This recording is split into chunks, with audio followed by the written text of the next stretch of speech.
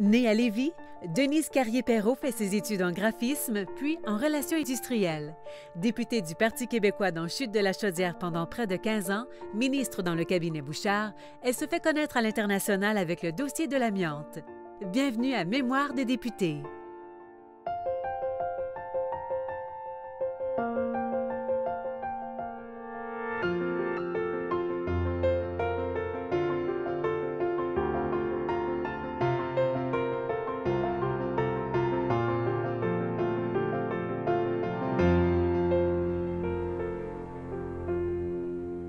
Bonjour, Mme Carrier-Perrault. Bonjour, M. Grant. Bienvenue à Mémoire des députés. C'est un plaisir, monsieur. Réélu en 1994 avec Oui. le gouvernement péquiste, avez-vous passé l'année suivante en mode référendaire? Bon, il faut suivre les dossiers, c'est sûr, mais oui, on était vraiment très, très fortement, comment dirais-je, on était vraiment impliqués là, pour voir comment organiser notre référendum, mais ça se faisait surtout du côté de l'association de comté et tout Oui. ça. Mais au niveau du travail, il fallait faire notre travail de député, passer les projets de loi, puis il y avait des dossiers économiques aussi à régler. Non, c'était... Mais c'est surtout avec l'exécutif de comté là, on a fait plusieurs rencontres, plusieurs réunions, et l'équipe de l'exécutif a monté vraiment une grosse équipe là, pour le référendum. Est-ce que c'était... y avait-il une différence quand M. Parizeau a pris un pas en arrière et Lucien Bouchard a été comme le leader vers la fin du référendum, la campagne? Chez nous, j'ai pas senti vraiment une grosse importance. Je pense que le travail, on le faisait avec M. Parizeau, puis peut-être qu'au niveau de l'ensemble du Québec, peut-être au niveau des médias et tout ça, peut-être que ça a eu un impact, mais au niveau du porte-à-porte, puis au niveau des rencontres, vraiment le travail de terrain, moi, j'ai pas senti vraiment de différence. Votre comté a voté oui, Oui. mais au niveau national, c'est le non qui a gagné. Oui, Comment on a failli. avez-vous vécu cette défaite-là après une campagne qui était quand même pas facile, non? Bien, c'était difficile. Le pire, c'est d'accepter le résultat quand c'est aussi crève-cœur, si je dirais. Je peux vous dire que c'est sûr qu'on avait misé gros, puis nous, dans le comté, on voyait que ça allait bien. On a travaillé beaucoup. Là. Il n'y a pas un soir, je pense qu'on faisait pas de porte-à-porte, puis on rencontrait les gens du comté régulièrement. Moi, je partais presque à tous les soirs, là, faire du porte-à-porte durant la période référendaire. Et puis on sentait quand même que ça allait bien dans le comté. On faisait du pointage et tout ça, puis on se rendait compte que les gens étaient plutôt favorables. D'ailleurs, ça s'est avéré. On a eu quand même un pourcentage. Je pense qu'on a eu le plus haut pourcentage, là, même à Québec, on n'a pas eu ce pourcentage-là. Là. On avait un pourcentage équivalent à Montréal, mettons.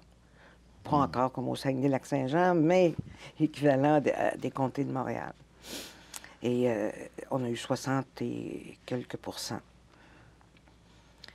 Alors, nous autres, on sentait que ça allait bien. On sentait que... Fait que c'est sûr que, comme on était sur un air d'aller qui nous semblait positif, que quand on voit le résultat, c'est difficile à accepter. Puis, les gens considèrent encore aujourd'hui qu'on se l'ait fait voler, notre référendum. Bon, on a eu des manifestations d'amour. Les règles fédérales permettent de dépasser les montants qui sont acceptés au Québec pour défaire les élections. Alors, c'est sûr qu'il y avait encore là un avantage. Ils pouvaient dépenser beaucoup plus que permis, mettons. Mais pas juste ça. On a eu beaucoup de gens qui ont eu qui ont été acceptés comme immigrants au Canada à ce moment-là. Puis, d'après ce que j'ai compris, les chiffres démontraient qu'il y en a eu, pendant cette période-là, la période avant le référendum, il y en a eu plus que la normale habituelle. Alors, encore là, quelqu'un qui arrive d'ailleurs, c'est bien évident que lui, il arrive au Canada, il n'arrive pas au Québec. Alors, c'est sûr que c'est toutes des choses comme ça qui nous font ce qui nous laisse un petit arrière-goût amer. En 1996, Lucien Bouchard vous a nommé ministre délégué aux mines, aux terres et aux forêts. Étiez-vous surprise de cette nomination? Oui. Très surprise. Encore là, c'est un accident. Non, parce que moi, j'étais comme... je m'attendais pas à ça du tout, parce que j'ai jamais demandé, moi, pour être ministre. J'ai jamais demandé, comme il y en a qui font, là. Je sais qu'il y en a que c'est quasiment une condition pour se présenter en politique. C'était pas le cas. Pour moi, c'était pas mon cas. Et puis, en plus, j'avais un bouclier, moi. J'avais M. Garon qui était dans Chaudière-Appalaches, parce que souvent, il y a une répartition régionale. Faut qu'il y ait ça aussi, hein. Une répartition régionale, tant de femmes, des hommes, etc. Mais moi, j'avais M. Garon qui était une icône quand même. Alors moi, j'ai jamais eu le moindre soupçon que M. Bouchard m'appellerait pour que je devienne ministre. Là. Ça ne m'avait pas effleuré du tout. Et quand il m'a rejoint, parce qu'il a rejoint mon bureau, j'étais chez mes parents, parce que mon père, à ce moment-là, était quand même malade, là. Et on se relayait, mon frère, mes soeurs et moi. Et quand il a rejoint mon bureau, les gens m'ont appelé Étienne, rejoindre M. Bouchard, lui parler tout de suite. Et là, il m'annonce ça. Madame Carrier-Perrault, je vais vous nommer ministre des Mines, des Terres et des Forêts, ministre délégué. Bon. Là, j'étais catastrophée. J'ai dit, mais M. Bouchard, je connais rien là-dedans. Les mines, les terres, les forêts, dans les chutes de la Chaudière, là, j'ai jamais eu de dossier comme ça. Là. Les terres publiques, on n'a pas. Des forêts, on n'en a pas plus. On a des... Puis des mines, on en... Alors, mais là, il m'a répondu quelque chose qui fait en sorte que tu peux pas dire non, j'ai compris. Il m'a répondu, Madame, vous savez, j'ai jamais été premier ministre et pourtant, je vais le faire. C'est comme ça que je suis devenue ministre des Mines, des Terres et des Forêts. Ça change la vie, hein? Oui. Oui, c'est une surprise. Puis, disons que ce qui est étonnant, c'est que le premier choc, on l'a le soir de notre assermentation, parce que là, il nous impose un garde du corps. Alors là, j'arrive là avec ma voiture, puis le soir, il dit, ben là, non, là, on nous dit, Madame Carrier-Perrault, quelqu'un va ramener votre voiture, puis là, vous partez avec le garde du corps. Bon, surprenant. Ça, c'est une première surprise. Puis après ça, on s'y fait, là, on comprend que ça a l'air de marcher comme ça. Mais disons que ça, c'est quelque chose de spécial à vivre. Puis après, disons que les dossiers. Ça, c'est les dossiers. Ça, là, c'est... J'ai beaucoup appris. Moi, j'ai beaucoup appris. C'est vrai que je savais rien. Donc, je pouvais poser toutes les questions que je voulais.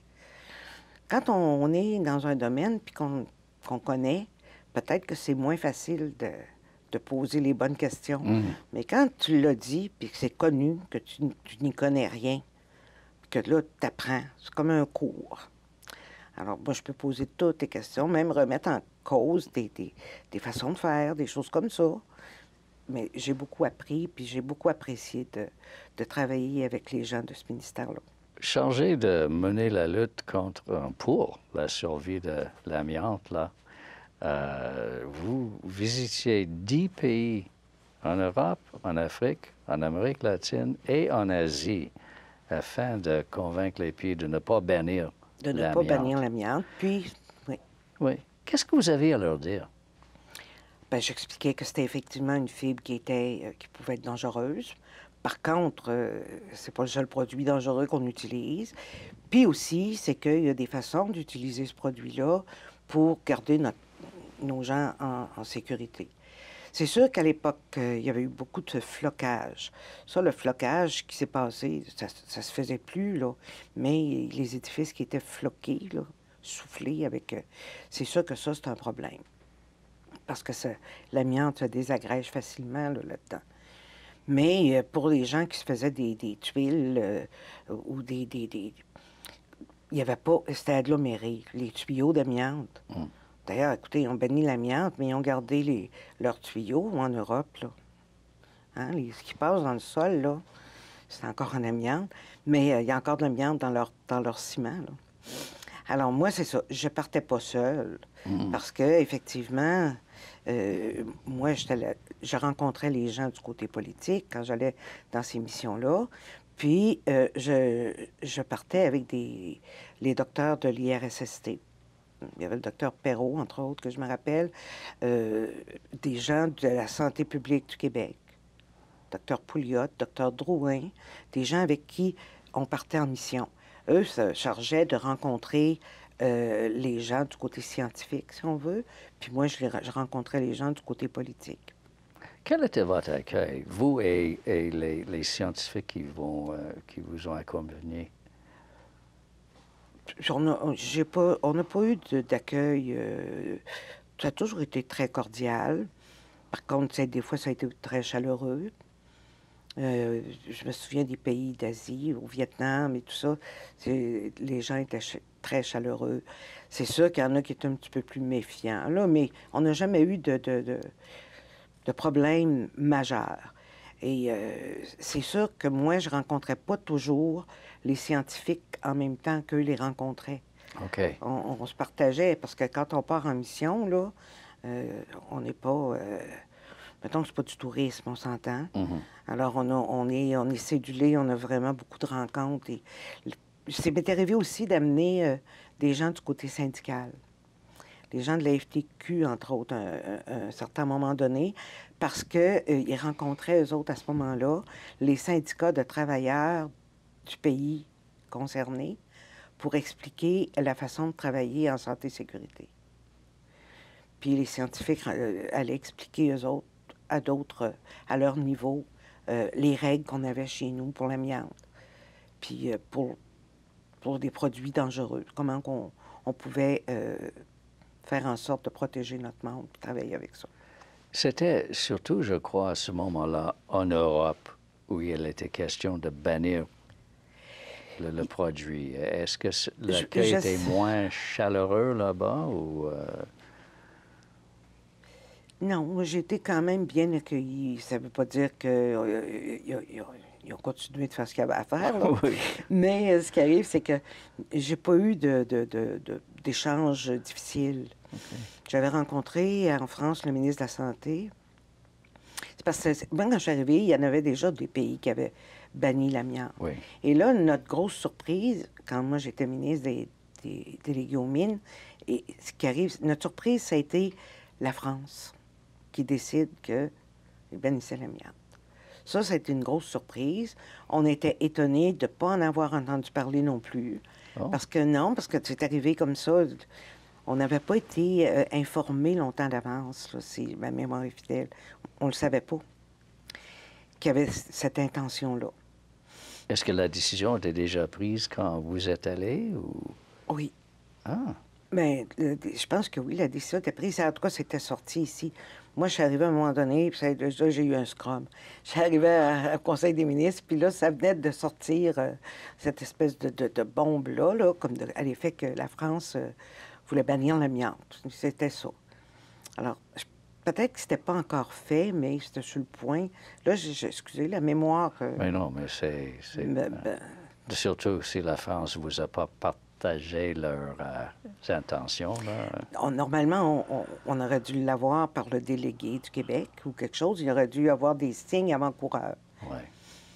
Vous êtes réélu en 1998 avec une majorité confortable, mais vous êtes exclu du Conseil des ministres. Oui. Est-ce que c'est difficile à apprendre? Bah, c'est une petite blessure d'amour-propre.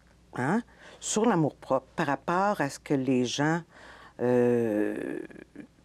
pensent ou disent, bien souvent les gens disent « Ah, bon, ben, ils l'ont dégommée, ben non, ouais, elle est redevenue simple députée. » Dans mon cas, à moi, comme je n'avais rien demandé, puis que c'est arrivé, comme je vous disais, presque par accident, ben c'est pas c'est surtout le regard, là, comment les autres vont percevoir, puis c'est ça, la blessure d'amour-propre.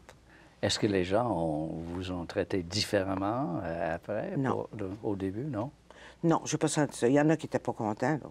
Ah oui? Dans le comté des Chutes de la Chaudière, là, il y a des gens qui n'étaient pas très heureux de la chose parce qu'ils ne comprenaient pas, puis en tout cas, mais ça, regarde, il y a des choses qu'il faut accepter. Puis moi, ça allait très bien pour ça. J'ai pas... Puis j'étais très contente parce que, d'un autre côté, quand M. Bouchard m'a rencontré, moi, je voulais la présidente d'une commission en particulier, puis je voulais celle de l'économie et du travail. Là, cette fois-là, je l'ai demandé. Et M. Bouchard me l'a accordé parce que c'était la commission qui m'intéressait le plus. Fait que ça faisait vraiment... j'étais vraiment contente d'avoir cette commission-là, d'autant plus que je préfère de beaucoup les discussions puis les échanges en commission parlementaire que les discussions puis les échanges qu'on peut avoir des fois en chambre. Alors là, ça là-dessus, j'étais très satisfaite. Mais ça a très bien été, par exemple. Après, là, j'ai pas eu de problème majeur. C'est juste sur le moment, tu dis, qu'est-ce que vous allez faire, là? Voilà. Si j'ai bien compris, vous n'êtes pas fanatique de la période des questions? Non, pas vraiment. Je trouve que c'est la période la moins productive, si on veut, dans notre journée comme député. Non, pas fanatique. Je préfère de beaucoup les discussions et les échanges en commission parlementaire. En 2001, Bernard Landry vous nomme leader adjoint du gouvernement. Est-ce que c'est une responsabilité que vous vouliez à ce moment-là? Non, pas du tout. Ça, celle-là, c'est encore là. Quand le premier ministre décide, on n'a pas le choix d'aller où le premier ministre veut qu'on aille. Moi, c'est comme je viens de vous dire, les échanges au niveau du Salon Bleu, pour moi, sont moins intéressants que ceux qu'on a en commission parlementaire. Alors, quand on est nommé leader adjoint, on passe notre temps au Salon Bleu, là. C'est sûr, ça commence avec la période des questions. Puis souvent, le leader va être là pour la période des questions, mais après, les leaders adjoints, on se succède, puis c'est nous qui tenons le temps dans le Salon Bleu, là, si on veut. Ça, c'est... Non, ça m'a pas rendue heureuse, mettons. J'étais pas contente. J'ai bien essayé de dire que je n'avais pas le goût d'être leader adjoint, mais... Il a dit que c'est moi qui décide, Jean? C'est moi qui décide, donc tu vas être leader adjoint. Mais avez-vous perdu votre présidence de commission en même temps? Mais oui. Ouh! Bien oui, parce que quand on ne peut pas faire les deux. Parce que là, normalement, ou tu es président de commission ou tu es leader, on ne peut pas être à deux endroits en même temps. Alors moi, j'étais leader adjoint. Quand je suis devenu leader adjoint, j'ai perdu effectivement la présidence de ma commission. Alors, on voit vraiment là, comment dirais-je, le pouvoir, si vous voulez, d'un premier ministre, oui. là, de faire ce qu'il veut avec ses députés, à peu près. Ouais. Eh oui, c'est le premier ministre qui décide dans ces cas-là. Pourquoi n'étiez-vous pas candidate en 2003? J'y pensais depuis un certain temps parce que mon mari était à la retraite. Hein? Il était déjà à la retraite, passait ses étés au Lac-Saint-Jean. Moi, personnellement, de mon côté, j'avais pas mal fait le tour parce que compte tenu des expériences que j'ai eues comme députée, comme présidente de commission, comme ministre, comme leader adjoint, j'avais fait le tour pas mal aussi. Puis, ça faisait quand même 14 ans là, que j'étais en poste. Fait que quand j'ai compris que le Parti québécois avait une remontée, parce qu'à un moment donné, les sondages, puis la tendance n'était pas au mieux pour le Parti québécois. Alors là, je me disais, peut-être que je pourrais pas me retirer. Fait que j'ai attendu. Puis au mois de janvier, quand j'ai vu que là, le Parti québécois était en remontée, c'est là que j'ai annoncé ma décision de me retirer. Vous avez servi votre comté pendant, comme vous dites, 14 ans, comme député, comme ministre, comme leader adjoint, président de commission parlementaire. Lequel de ces rôles vous ont donné le plus de soit satisfaction ou plaisir? Bon, je pense que c'est d'être député dans le comté. Ça fait un peu image, mais c'est un fait. Parce qu'on a des liens très étroits aussi qui se créent au fil des années. On a des groupes qu'on est content d'aider. On a des dossiers qu'on voit se réaliser. C'est intéressant de voir aussi comment les choses se placent. je pense que le travail de député dans le comté, c'est vraiment intéressant. C'est vraiment l'endroit où tu es le plus chez toi. C'est ce que je dirais. On est chez nous, avec notre monde. Puis pour moi, c'était bien important. Par la suite, je pense que pour un autre travail, c'est peut-être celui de présidente de commission. Présider les commissions, c'est d'avoir des échanges avec tous les groupes qu'on fait venir sur des projets de loi ou sur des projets qu'on a. C'est vraiment très enrichissant. Les conversations sont plus intéressantes. Mis à part les filibusters, là, comme on dit dans le langage parlementaire, là, c'est peut-être un peu moins intéressant, mais c'est pas, ça n'arrive pas tout le temps. Là. Alors, le travail en commission est intéressant. En chambre, pas très. Est-ce que la politique active vous manque des fois? Vous vous levez un matin et vous dites « Oh, j'aimerais être là. » Non, pas vraiment. Pas vraiment. Moi, comme je vous dis, j'avais fait le tour, puis je trouve que je vais suivre toujours les dossiers politiques. Puis c'est sûr que même si on m'en sort, à tous les jours, la politique nous rejoint. Je vois des ex-collègues à la télé ou les nouvelles. Je vais suivre beaucoup les dossiers politiques. Je vais lire aussi. Je vais suivre toujours ce qui se passe. Ça, c'est sûr. J'ai toujours un intérêt, mais pas pour dire que je m'ennuie et que je voudrais être là. Non. Merci beaucoup, Mme Carrier-Perrault. C'est un plaisir.